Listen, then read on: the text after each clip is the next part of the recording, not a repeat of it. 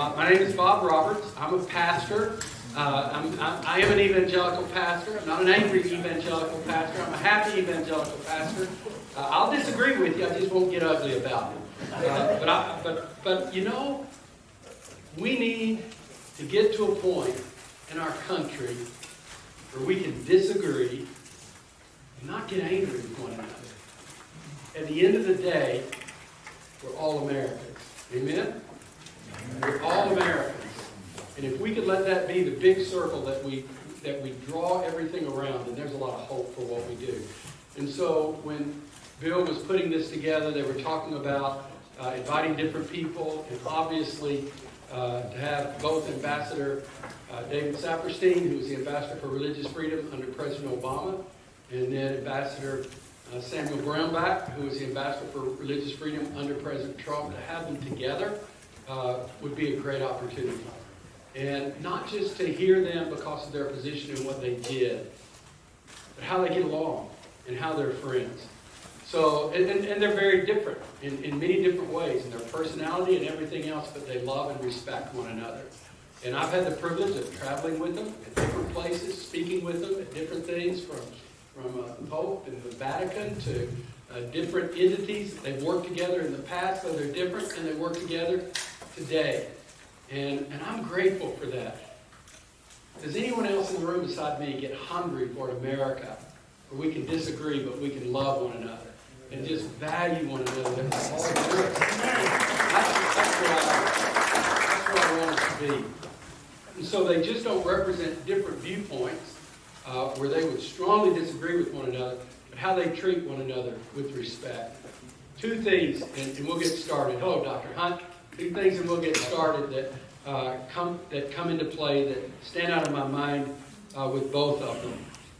One was when, right before Ambassador Brownback had been confirmed by the Senate, it was David and myself and Imam Majid were visiting Rohingya camp there in Bangladesh. And we went in and met, I don't know if it was the foreign minister or the prime minister, but some high-level foreign minister, high-level government leader in the country, and we were talking about what we saw. And David had been the ambassador for religious freedom and knew this person, and this person said, well, we've got a new person coming. And I listened to how David handled that, and David's response was, you're going to love Sam Brownback. He's a great man. Yeah, we see things different in policy, but he's a man of integrity. He's a hard worker. He does things. You're going to really enjoy working with him. And I just love that. Here's a liberal Democrat who's saying something gracious to a foreign leader about a Republican who's conservative. And that stood out in my mind. Another thing that stands out in my mind about Ambassador Brownback, we were in the car together, and we were at the Vatican. And he was talking to me about how he did bipartisan legislature when he was a senator. There was this one particular senator in particular, I can't remember his name, but they would do things together because they wanted to make a statement. And when he did the Earth Summit, not just the Earth Summit, it was the first ministerial for religious freedom ever. And he did that, had phenomenal response. Who would he have to be one of the keynote speakers but Nancy Pelosi?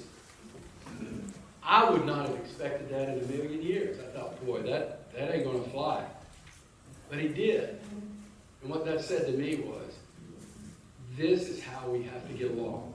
Let one another speak, say what they need to say, but respect one another. That's what we want you to see today. And so, thank you for listening. I'm going to sit down and just going to ask a few questions. David is a Georgetown lawyer who studied primarily civil rights and deals with issues of religion and state. Ambassador Brownback and I are both future farmers of America and grew up in Kansas and has been governor, senator, ambassador for religious freedom, has run for president, among some other things. And so we're grateful to have them both that are here. So religious freedom really got its footing a little bit, not much, but with the ideology of the Magna Carta. And then it comes up in the early 1600s, about the time of Roger Williams and And that period where they begin to debate the whole concept of religious freedom and what that looks like. And then you have the Puritans come to America, and the idea of the Puritans was they wanted religious freedom, but for the most part, they wanted it for themselves. But Roger Williams said, no, we need religious freedom for everyone. So it's Roger Williams who goes to Providence, and which is the reason why the Jews at first went to Rhode Island. But he made strong strides with that. His writings are very extemporaneous, and there's a lot, but not very organized.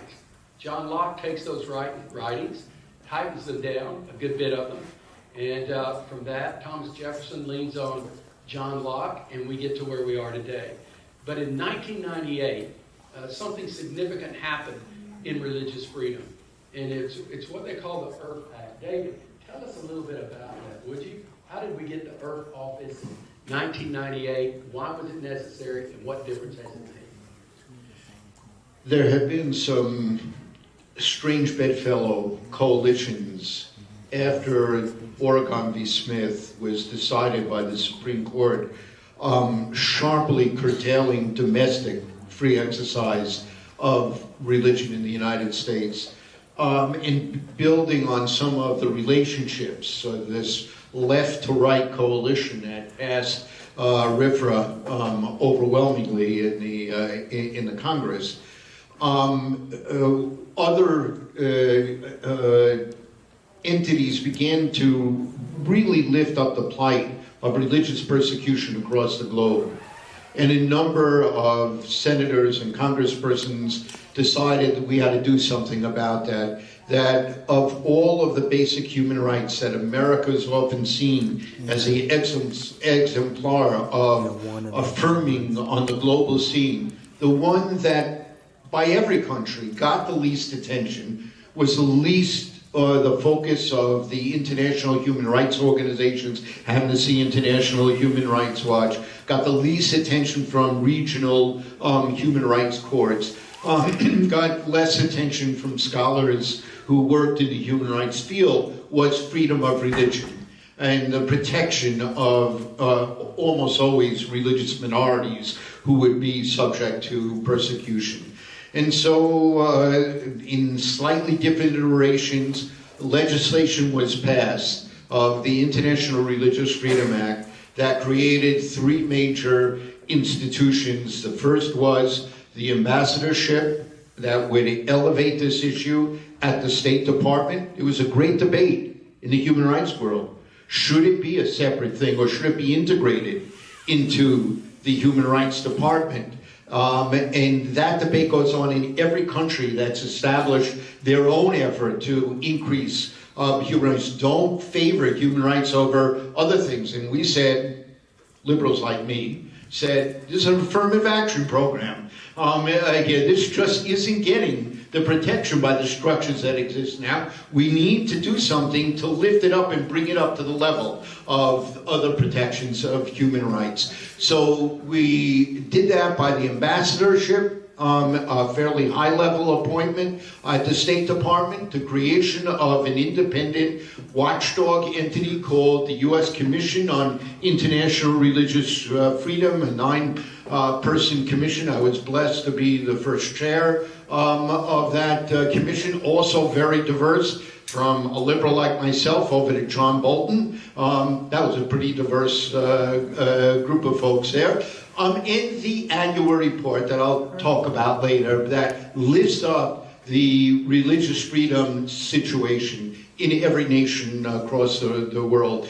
And in doing that, we really became a model for other countries that they had to take this protection of religious freedom more seriously. So it was really a bill, and there was a new senator who come in '96, just a couple of years before, from Kansas by the name of Sam Brownback, who played a very crucial role in that and a number of other vital religious achievements that happened over the time that he was there that did what this is aimed at doing, created strange bedfellows working together for the betterment of America, for the betterment of humanity.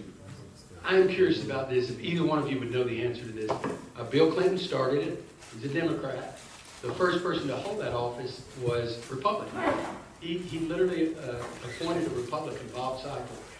Why did he do that? Was there a reason?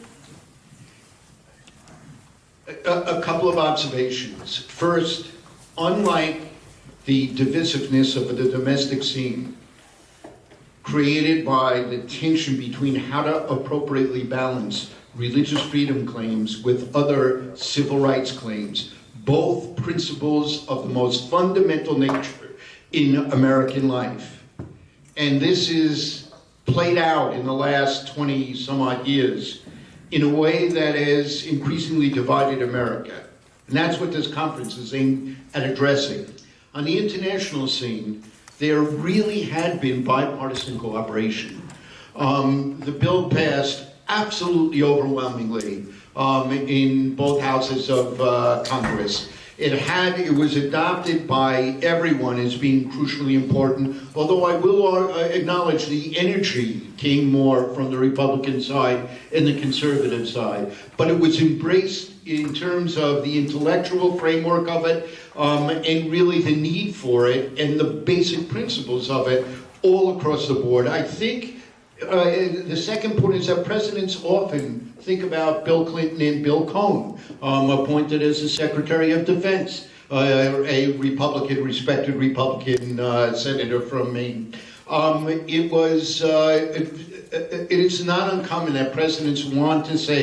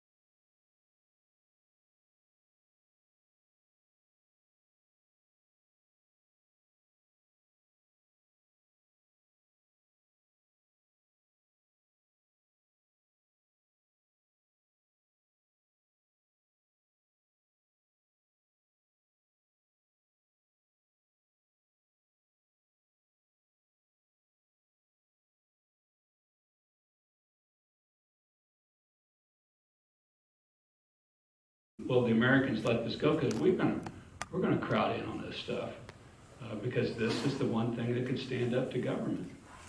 Let me ask you this, both of you were in office, actual serving, I don't think any more than 2.5 years. I was just, is that right? I mean, okay.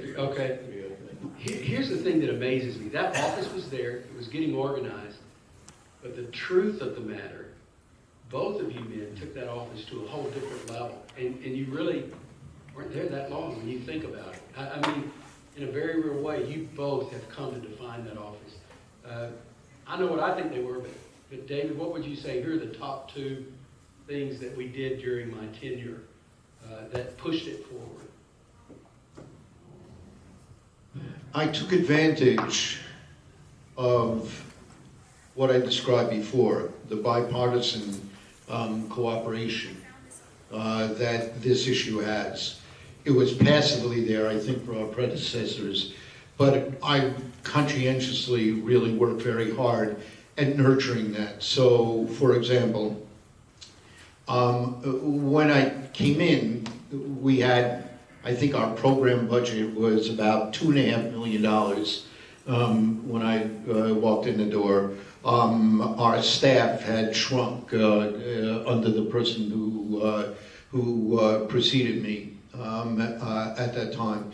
And I worked very closely with people on both sides of the aisle. And I want you to just keep in mind, just as one of those leitmotifs of what this conference is all about. And indulge me, pause button for a second here. I just want to say how extraordinary this conference is.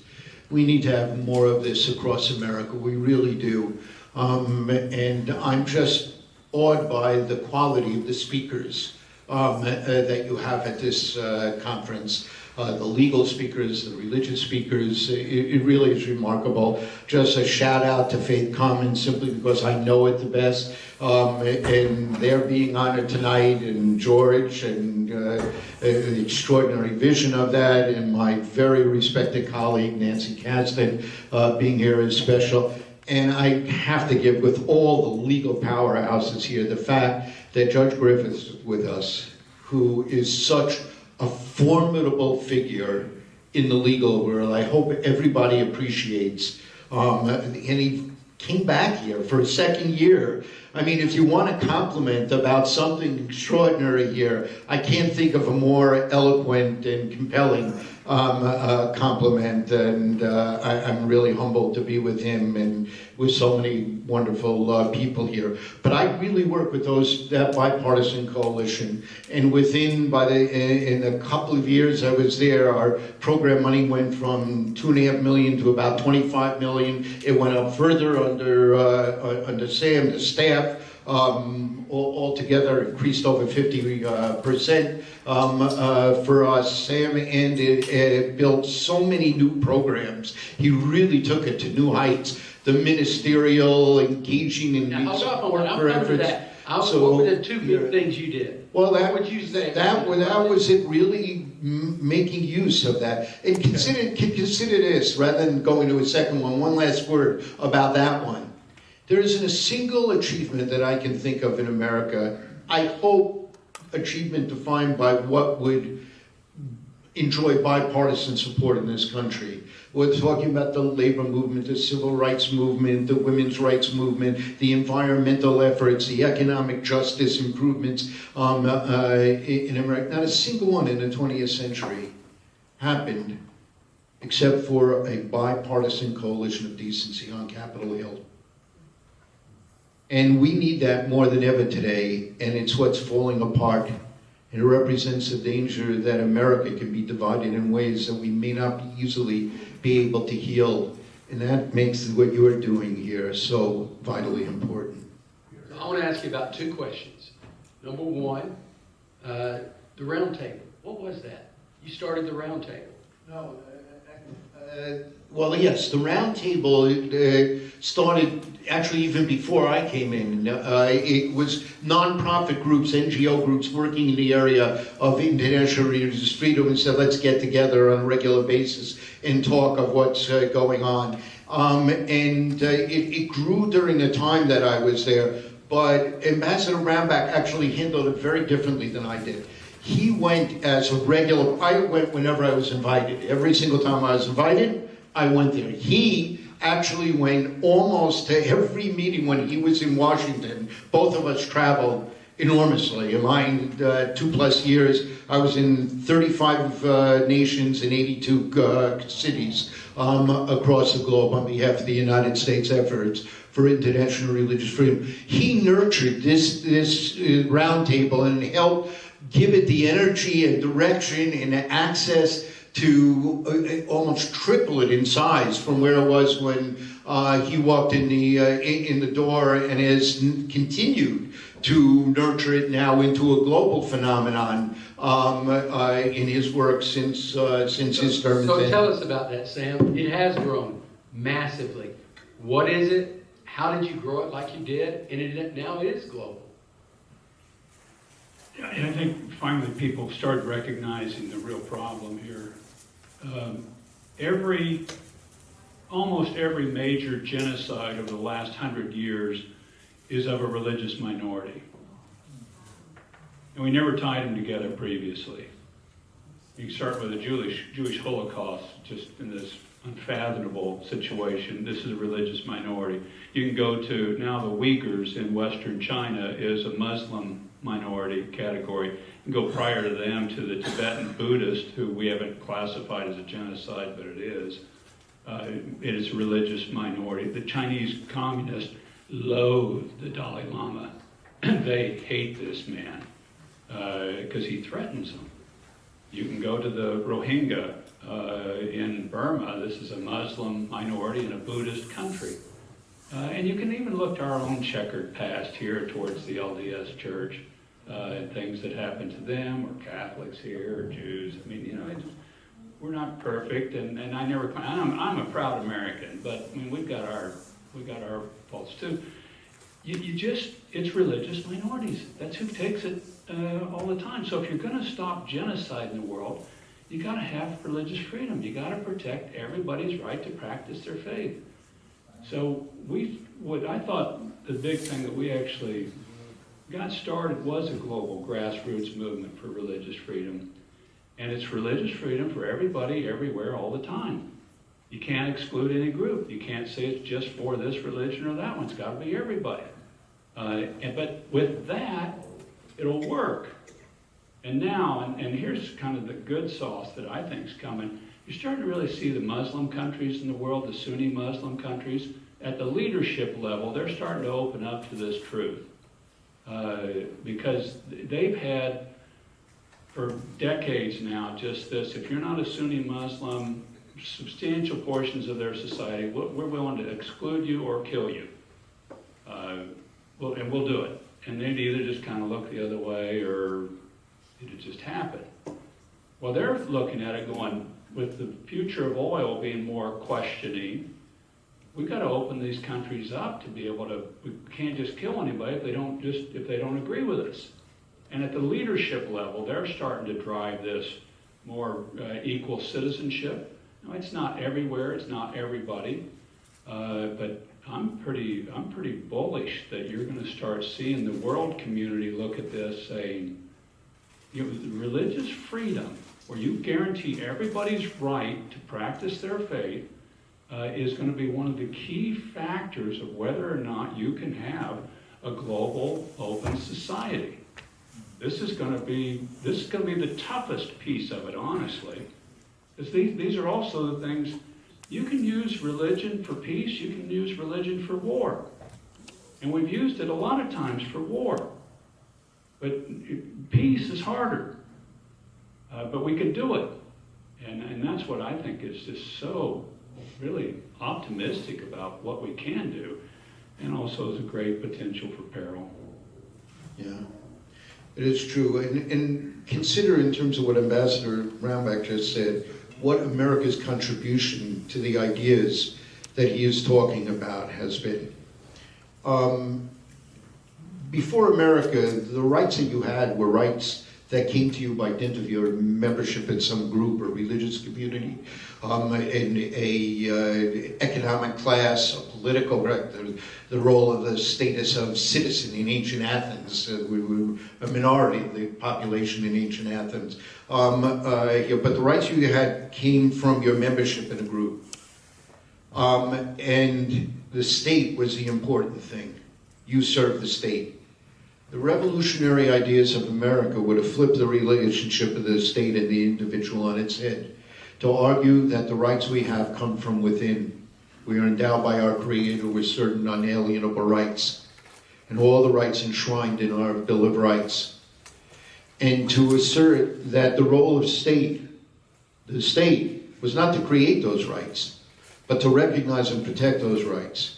If you ever have a chance to walk into the House of Representatives dining room, Ambassador Brownback served one term in the House before going up. Inscribed over the door are the words, "Man was not made for the state. Rather was the state made for man, and only by the consent of the justly governed does the state exist." It isn't attributed. You can test your member of Congress. It's a quote from Thomas Jefferson, representing this idea of what it means to be a human being, gives us these fundamental rights. But in the Constitution, God's not mentioned in the Constitution. He is in the Bill of Rights, but not in the Constitution, because that wasn't going to depend on religion. So though, trivia question, anyone know where in the Constitution God is mentioned? In the year of our Lord, at the very end of it, but otherwise it's not there. And the three provisions about religion, right? No religious test for office. No religious test should define your ability to participate in the government. Free exercise of religion, no establishment of religion. We created for the first time in the world this idea that your rights as a citizen would never depend upon your religious identity, your religious practices, your religious beliefs. A revolutionary idea. And it took us a while to really fulfill that, but in the mid part of the 20th century, the Supreme Court began to expansively interpret it, free exercise of religion, expansively interpret the Establishment Clause. Some in this room might disagree over that expansive interpretation, particularly on the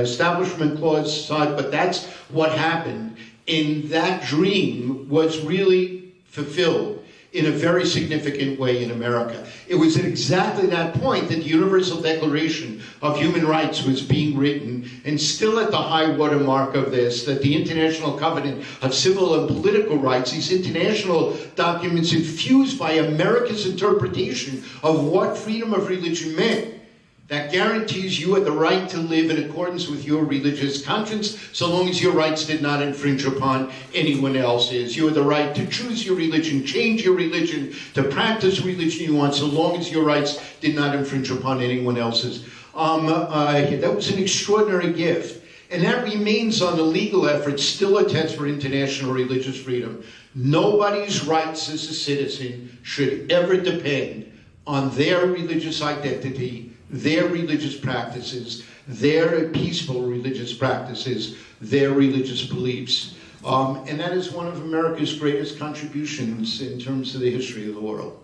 All right, let me ask you this, David, and then Sam, I'd like for you to also pick up, if you don't mind. Something significant happened under your tenure, and then you built on it. Something called the Marrakesh Declaration. That was, some people point to that as we see the Muslims moving forward, because it was the document for religious freedom based in the Quran. How did that get started? And then, Ambassador Brownback, how did you build on that? Because you did, and I think it's led to some very significant things globally.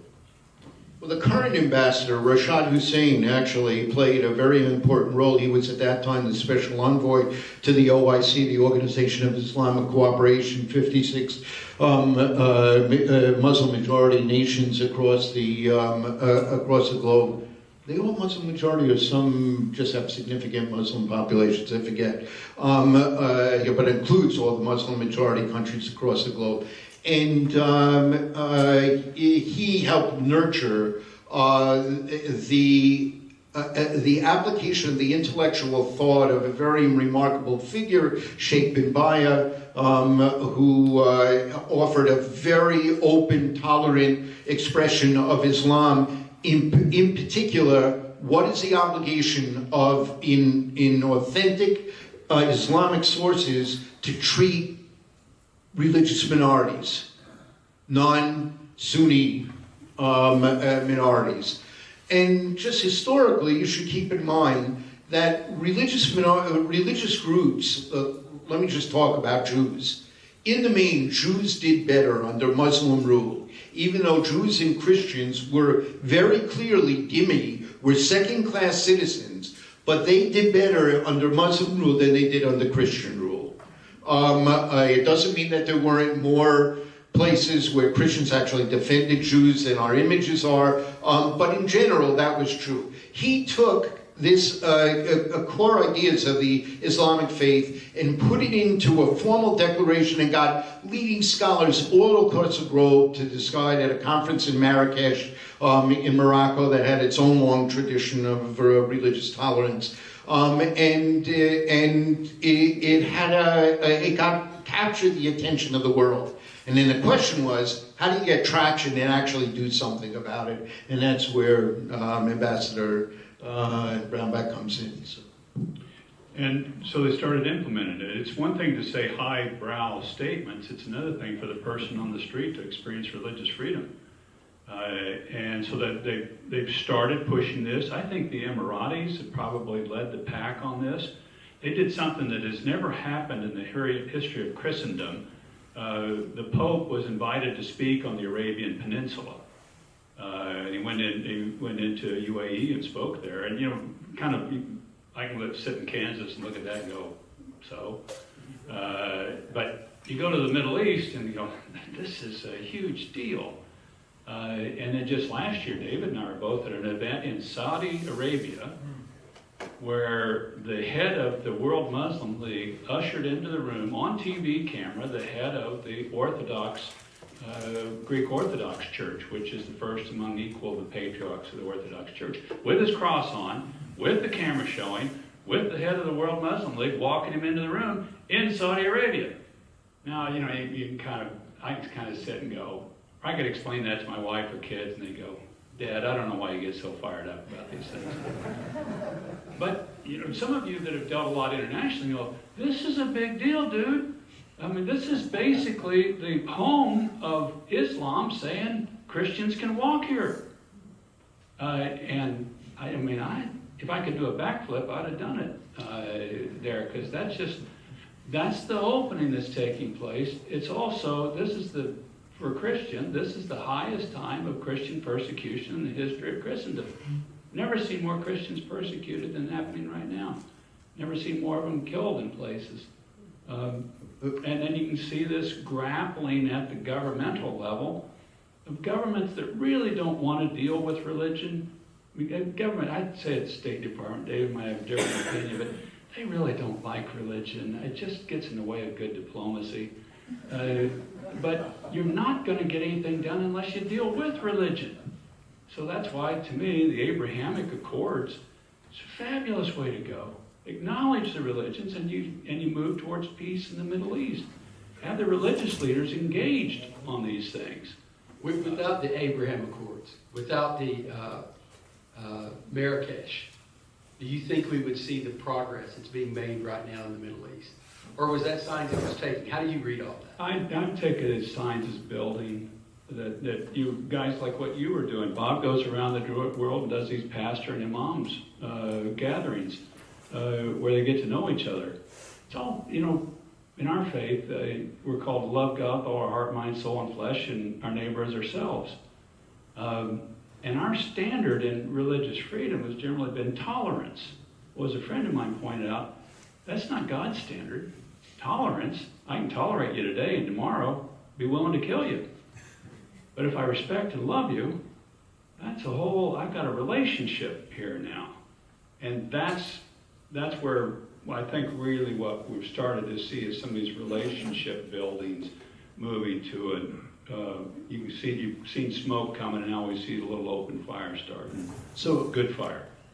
if I can just offer a couple of observations to what you're talking about that I think you share, maybe not quite the same way that I do, but I'm trying to offer an additional realpolitik analysis of this. First, let's be clear that some of these countries we're talking about still have profoundly serious problems. Saudi Arabia remains a great persecutor of religious minorities, Muslim minorities, and other minorities in the countries. They can walk in the street, but they can't do anything religiously. They can't have houses of worship. They can't celebrate their holidays. Still, it was a remarkable moment when we were there for the first time on live television. They saw very prominent religious leaders from across the globe gathered together in Saudi Arabia and saw that. But as I pointed out in my remarks, there wasn't a single person from any of those same religious traditions from within Saudi Arabia who was at that table. And that has to be the next step if this is going to really get traction. Secondly, there are times where there are tensions between human rights and religious freedom, where advances may be made on religious freedom. Think of Al-Sisi in Egypt, who's done some good things in terms of religious minorities compared to prior leaders there, but is just terrible on human rights issues in general. And while the UAE has done some remarkable things, there are serious human rights problems that continue there as well. It's not easy navigating this when you're in the diplomatic corps. You know, do you celebrate the good things, and it may be seen as giving your imprimatur to a country that actually is doing deeply problematic things in other areas? Or conversely, if they're really bad on religion and they do some good things in terms of freedom of speech or freedom of the press, I mean, do you celebrate that, knowing they're persecuting religious groups?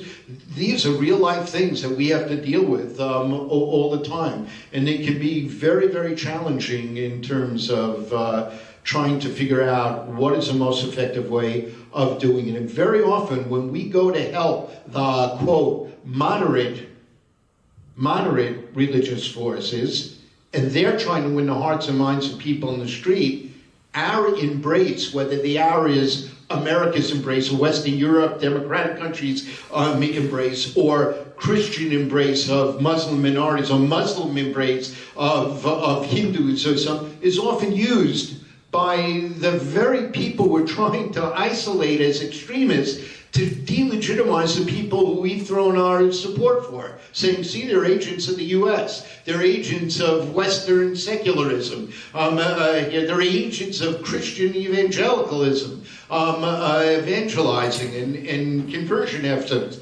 etc. That requires a sophistication in terms of navigating how diplomatic we can work to strengthen forces of moderation. And by the way, moderation has nothing to do in the way I'm talking about it in terms of theology. I don't care if you're fundamentalist or liberal. The question is, are you an extremist? Are you willing to use force to impose your religious views on others? That's where you should draw the line.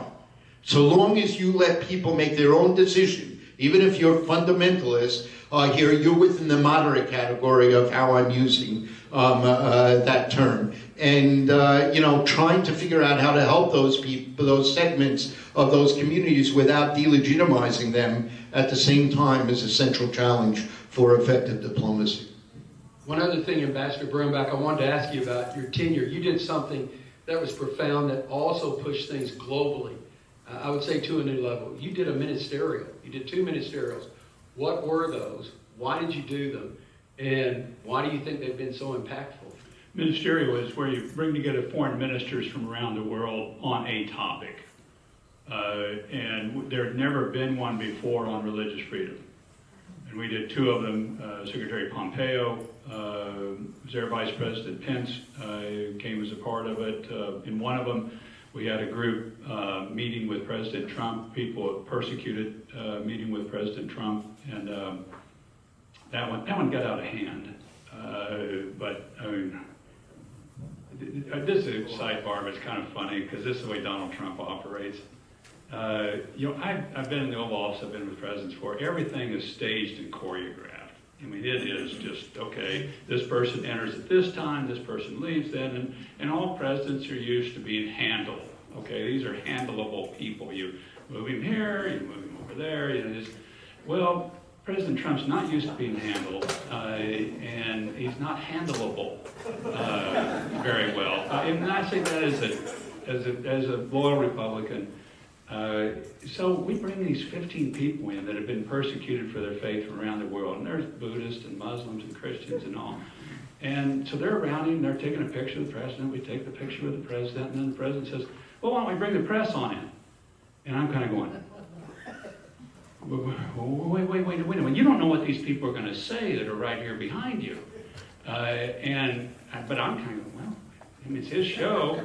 So the press comes in, and they get pictures of the president with all these different people who have been persecuted, and it's going pretty well. I'm thinking, okay, it's going to make it. And then, boom, just sure shooting.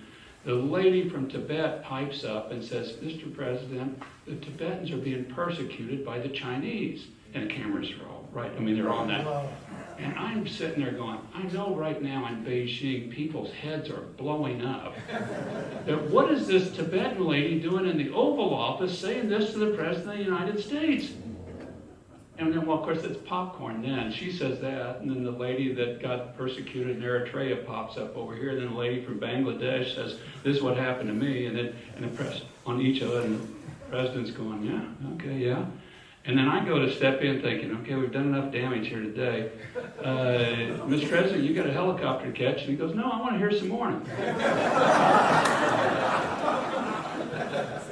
Fine with me, hey, I don't need this job. I'll still do something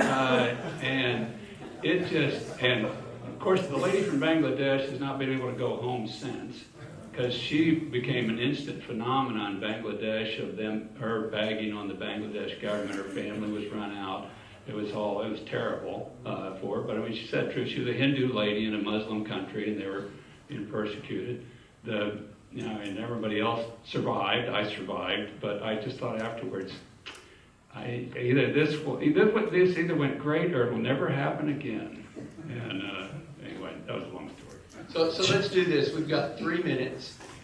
So I'm going to give you both a minute and a half. We're going to start with you, Sam, and here would be the question. When you look at our country right now, where we are, what you've seen around the world, what would you say, what difference does this make to us right here in Dallas, Texas? When you've got a room of Christian, Muslims, Jews, all kind of variety of Christians and Muslims and Jews, even among us, what would you say? So here's the so what. Here's what we need to be mindful of right now. Here's how we bring it home to where we live. If what happens here affects the rest of the world, and when we stand in front of God at our final judgment, we're going to have to say, did I do everything I could do to help other people and do the right thing?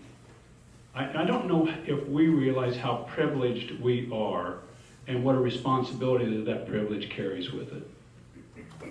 And this is the most powerful nation on the face of the earth.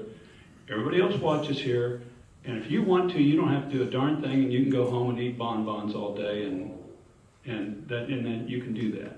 But at some point in time, we're held responsible for the opportunities that we have, and we're responsible to see that those people that are being persecuted in all sorts of places around the world, and they're in little huts somewhere right now, praying to God, lift up this persecution for me. We're responsible. Because we've got a chance we can do something. You can raise this to your representative. A lot of you know your congressmen or senators. You're politically connected. You can do. A lot of you know the corporations that are operating these places, and they have supply chains that are doing things that they should not be doing. You don't have to do a darn thing. But at some point in time, we will be held to account for what we do or what we don't do. And we're privileged. I'm privileged. And I'm scared sometimes. I'm not doing enough. So, first, on the ministerials, I had worked with John Kerry, who was secretary for a long time, and Tony Blinken was deputy secretary. These were people there is no way on earth I could have pulled off creating a ministerial. It is such a tribute to Sam Brownback that he had the respect, the clout, the access to be able to actually pull the entire system of the State Department behind a foreign ministerial level, raising the awareness across the globe about this issue. It was really something remarkable, Sam, and we're all in your debt for your leadership on doing that. Here, so what can we take from this experience? We really differ with each other deeply and profoundly on a lot of the social issues, on a lot of the economic justice issues, here on some of the environmental issues, agree on others. Here, we have profound differences. We even have profound differences you picked up about religious freedom versus some of the human rights and how they ought to be thought of together. And some of the issues that we have divisions on that are the divisions that are being debated here domestically exist internationally. But we have enormous respect for each other. I always defend Ambassador Brownback's right to be wrong. Seriously, we, and I don't just mean he and I, the enterprise of international somehow has reached a level of comedy and cooperation that says there are times we put aside some of these profound differences we have to achieve something that is absolutely indispensable for humanity's sake and for the interests of America. That's a lesson we need today. We're living in a moment that we feel the possibility of this nation being torn apart. And we may not be able to heal it again. We see the escalation of hate crimes, of anti-Semitism, of Islamophobia, of hate speech and hate crimes proliferating across the globe, affecting many nations. And when we see hate crimes here and attacks on houses of worship of any kind, the purpose of the people or the perpetrators is to tear America apart. It's not just an attack on the people they kill or the survivors of those people here, but of everything that America stands for, e pluribus unum, out of many one. And the fact that we somehow have managed to negotiate that on the international level is a model that it is possible to do, to find common ground and lift up that common ground, to work together in a way that we learn to trust each other. Here, because when you work across political and ideological and religious lines and you work for a common good, you really build levels of trust. The presentation we heard before dramatically showed how indispensable trust is in terms of comedy amongst people. You get those levels of trust. And it's hard. It's hard to do this, to give up things that are essential to you, or put them aside for a while. But God knows we need it more than ever now. Because if America doesn't make it, democracy is gone on the global scene. If America doesn't make it, religious freedom is gone on the global scene.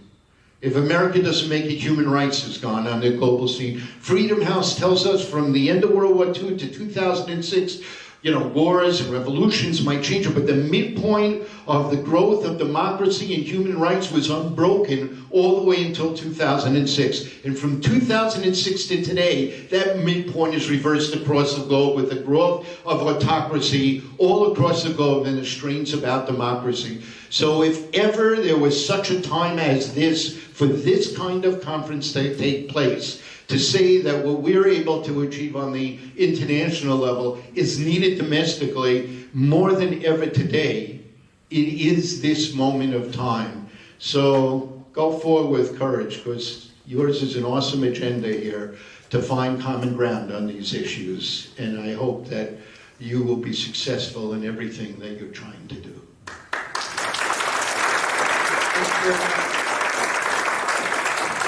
you very much.